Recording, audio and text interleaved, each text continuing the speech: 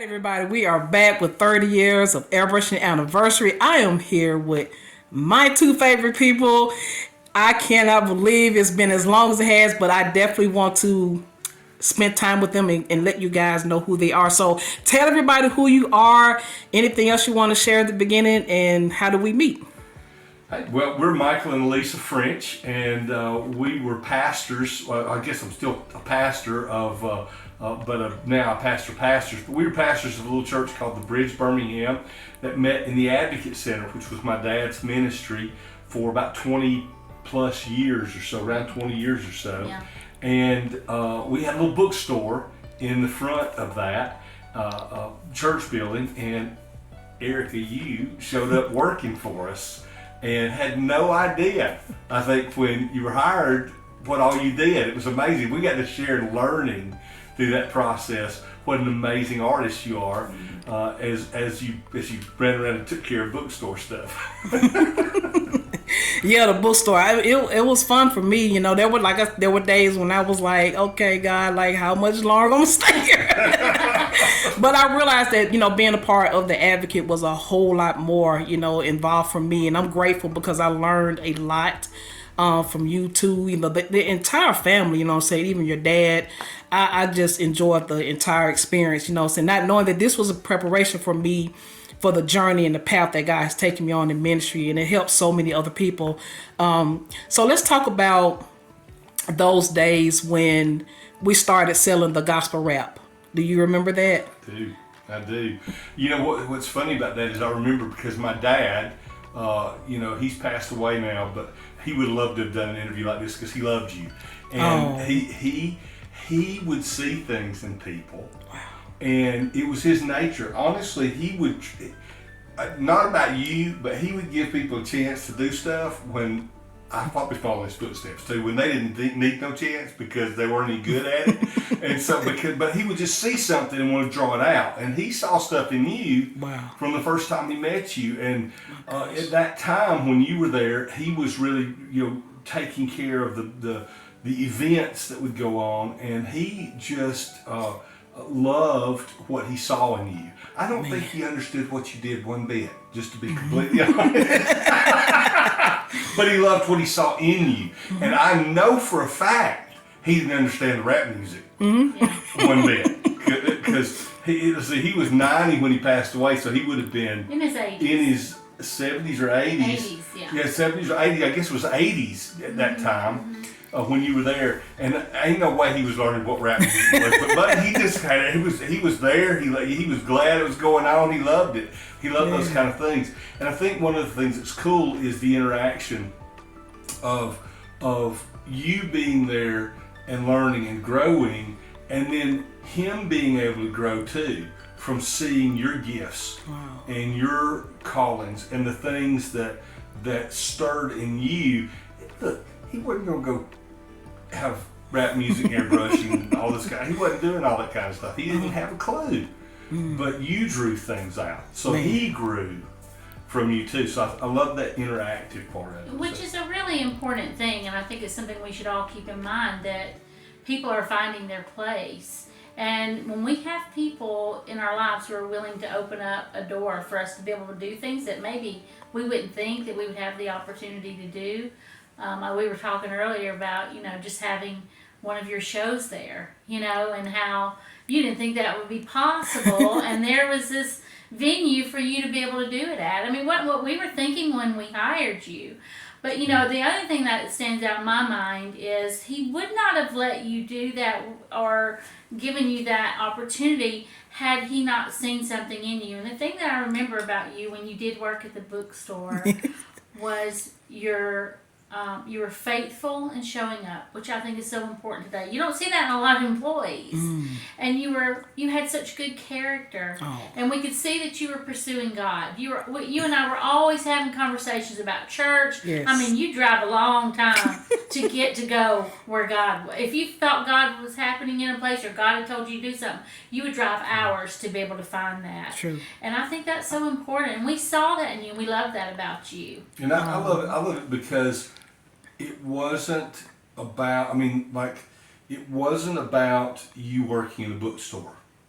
as you sort of alluded to, that was kind of a I have to part of the process. But even though it was, what was cool to me was how much you were committed to other people's vision. Yes. Because at that time, Bookstore was really kind of ours and Dad's vision. We wanted to see that thing flourish, and it was struggling. It was hard. Yeah, it was hard. And you brought life there to help people, and it wasn't even your calling. Wow. It had nothing to do with your ministry, your purpose. And I believe, Eric, a lot of ways, I think you sowing into things like that, into others, is what has opened up reaping in your life in the things that you've seen come forth.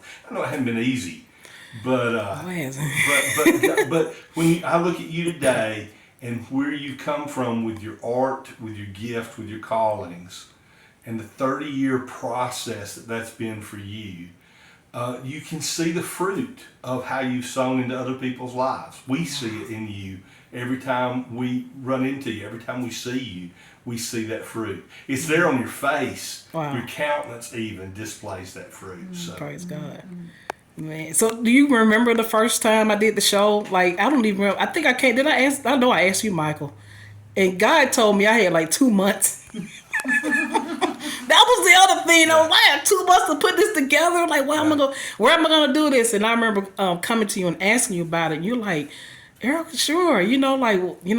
We talked about it briefly, and you just let me go with it. Yeah. Yeah, Dad had to give the okays for things at that point in time, but I was really making a lot of those decisions. And I'll be completely honest with you. Okay. I remember absolutely nothing about the show. I really don't. It's okay. I don't. What I remember was the process of doing it, of it coming about, because there was I don't want to say a tension, but there was a nervousness in figuring it out. Right. There was a weight to it, I think is what it was, even though I don't know whether we recognized that at the time.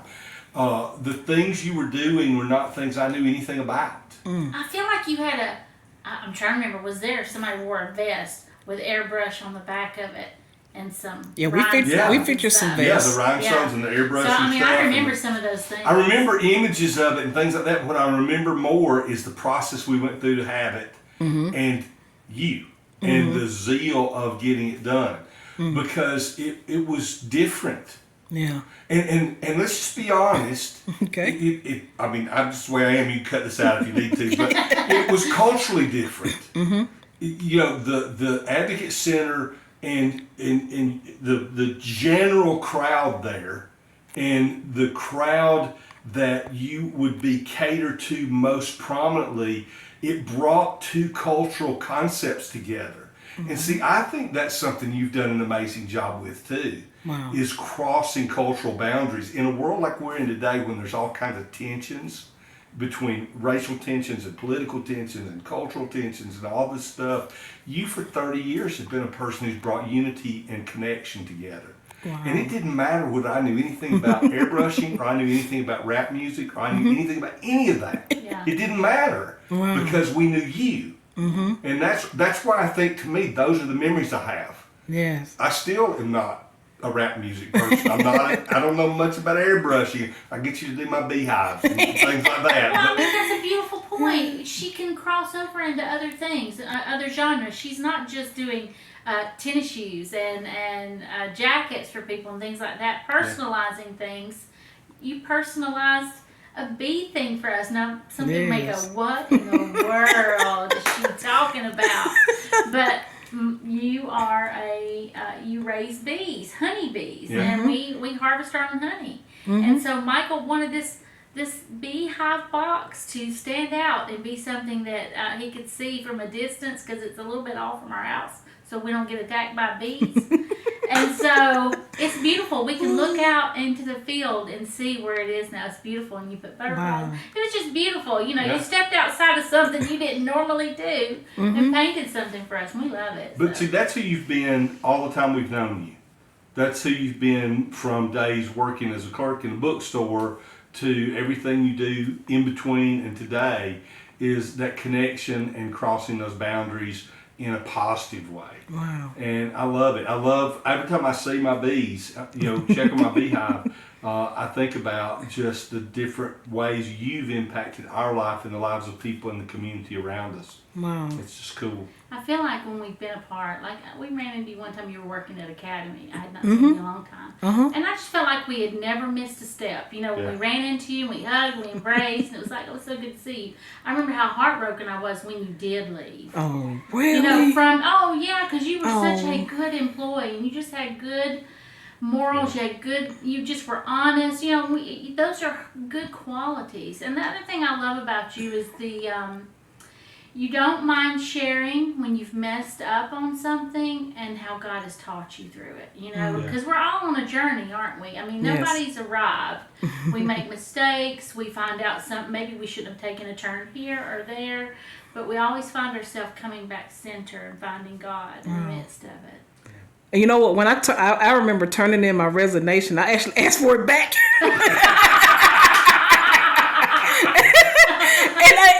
And Leslie gave it back to me. And it was like, not long after that, I had the vision for the second show. Right. And I had already left and asked you, and even though I wasn't an employee there anymore, you told me it was okay to come back and do the second one. Yeah. Well, and I think that was something that worked well together, because our heart, it's what I do now. You said introduce yourself at the beginning. I didn't say a lot about it. What I do now is connect leaders and pastors and ministry leaders, not just pastors, but ministry leaders all over the world, to just connect them for relationship and connection, because we want to see people fulfill their purpose and their destiny and their calling. And so that's what our role in ministry is to sow into those kind of things. And we were connected to you the closest, not that we're not still connected, but seeing you, gosh, literally almost every day. At that point in time, when you needed connections, and we had something to offer. We had a building. We had a facility. I don't have those things now. I do it a different way now. But that was the thing we loved, was being able to just say, it's there. I mean, I remember my dad's mindset back in the day was he never charged for things. He never expected something. Everything was about how can we help you to accomplish what you're called to. And what he did and what he sowed into me in those two shows, there were a lot of other things too, but focusing on what was happening with you and this 30-year journey for you, what he was doing in those shows was also building something in me for what I still do today. So in a way, your 30-year journey has contributed to where I am today and what we do today, just in that seed sown of how we can be a help, how we can be a support to something that someone else is called to and moving in. So I'll tell you, my family and my friends that experienced the Advocate, you know, they all still talk about it to this day. Just the experiences. I mean, I can't, it's so much I could say. I can't put it all into words, but I mean, I remember finding the place. I remember I was riding down Crystal Boulevard actually, and I was praying and seeking God for direction. And I saw the sign, I saw the billboard up there that said, you guys are looking for a bookstore manager. And I said, I'm going to apply. And Sheila interviewed me and I got hired. And I was like, wow. And I mean, she said, well, 3 people. And she said, I'm strongly leaning toward you, but we're going to pray about it some more. And I got the phone call not long after that. And that's where it started. You guys also helped a good friend of mine, Pastor Short T, hold his CD release there. And everybody from the Advocate came, though. Like all the different, and you was talking about the culturals, the different cultures coming together. I mean, it was like rap, and then you had the prophetic worship going on at the same time. It was like people were like, you know, doing the hip hop dance, and then you saw a flag come flying across and it was so much fun though, you know, and everybody was like, they were so grateful for the opportunity. I mean, and then the sanctuary, you know, was being renovated. And so, but you were at the point where you were starting to open it up again. So everything, the timing was just like worked out great. You know, so good. It's just, and those are connections. Those are kingdom connections. The little threads that intertwine, and we don't always know the impact we have on other people's lives. And sometimes we don't think we've had an impact on other people's lives. And I don't know if you know the kind of impact you have on people's lives, Erica. Right. I mean, I tell people a lot in ministry, it's a Philip scenario. You remember Philip had his times in the spotlight when he's out in Samaria, and he's got the great revival going on. That kind of shuts down because the apostles come take it over. And he's out in the middle of the desert, in the middle of nowhere, having no idea what kind of impact he had on one little guy in who he baptizes out in the desert. Yes. But turns out a whole nation ends up turned to Jesus. Ethiopia turns out, for years a Christian nation, because this eunuch, to Candace the Queen, is who he runs into on his journey. And that's I feel like in a lot of ways, Erica, to me, just sitting here thinking, I think that's a lot of your journey. A lot of your journey's been these little impacts with people and design work you've done and speaking to people. See, that's the thing. It isn't just about your art. It's been about what you speak into lives as you do it. It's been about the connections you make. It's been about the encouragement you give. It's been about the mistakes you've made and owned. And it's been about the successes you've had and walked in humility with. And those things have touched people's lives. And just like Philip maybe didn't know the impact his life had on after Samaria, where he'd seen it. It was all out there in the open. I think there's a lot of impact you've had that you don't even know. Praise God. Man. One of the things I hope you keep doing, you said it's not about her being an artist, and that is true, but I do think it's really important that the church, I do think that it's important for the church to understand, a body of believers to understand how important the arts are in the church. And if you look at early history, I mean, even in the Old Testament, when it talks about, how the temple was to be designed, there's great intricacies and color and design that God gave, to his people. And so I think it's so important that we not exclude and think it's a separate category from the church, but the arts should be incorporated into the church. That's so I hope beautiful. you keep It's not pursuing that. just about the art. It's Right. about all that flows out Yes, of that. yes. I'm glad you said it, because that was actually one of the questions I was going to ask. Oh. And so you just flowed into that beautifully. Yes, beautifully. Okay. So in closing, I'm gonna give you some great points and advice, and I'm grateful just to be here today to do this. So I guess I can say this. Tell us, what are you doing? Michael, you did say what you were doing, but how can people stay connected with you? To see, what's going on with your ministry right now. Like, how can they find you and follow you? Sure. We do two things. We pastor pastors, which is a ministry called Patria Ministries. PatriaMin.com is our website, and we basically oversee and support and undergird non-denominational leaders around the world. People, who don't have a denominational type covering for their ministry. And so we do a lot of that, but we also travel and teach and speak. And we do, I do a lot of stuff that's not completely understood too. I do dream interpretation, biblical dream interpretation, and teach on that all over the world. And so we have a podcast and a website called Conversations with the Creator and My Dream Stories. So it's mydreamstories.com or conversationswiththecreator.com. And we just like sharing and encouraging people with the way we teach, not just about dreams, because that's just one way God speaks to them, but about everybody has the ability to hear God speak. Everybody has the ability to hear from him. Mm-hmm. And just like you, Erica, may flow in what you hear from God shows up in the creative displays of your art, I maybe am more of how I hear from him shows up in the way I teach or I speak, and others have these different expressions, and sometimes we get caught up in the expression instead of in the recognition that none of that's possible if we're not hearing him. Mm-hmm. And so that's the two things we do predominantly is, so if you're interested in what we do, conversationswiththecreator.com or Dream Stories podcast and Conversations with the Creator podcast are on all the podcast services. You can search for them and they show up. Sweet. Well, hey, listen, I really have enjoyed this conversation. I'm going to play this back. I know I'm going to watch it several times.